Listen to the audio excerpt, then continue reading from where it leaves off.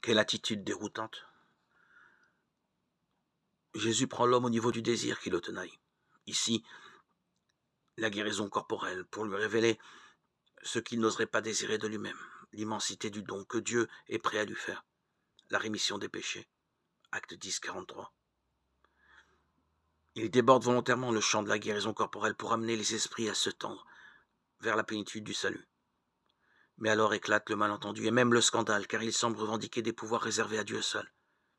Il y avait là, dans l'assistance, quelques scribes qui pensaient en eux-mêmes: comment celui-là peut-il parler ainsi? Il blasphème. Qui peut remettre les péchés sinon Dieu seul? Marc 2, 6, 7.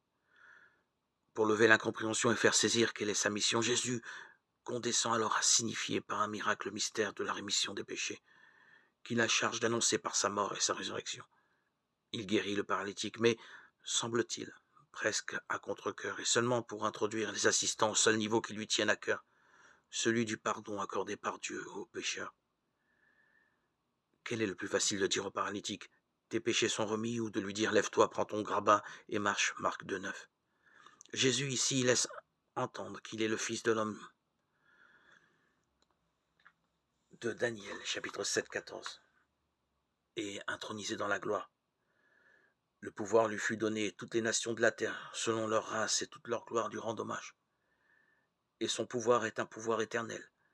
Livre de Daniel, chapitre 7, verset 14.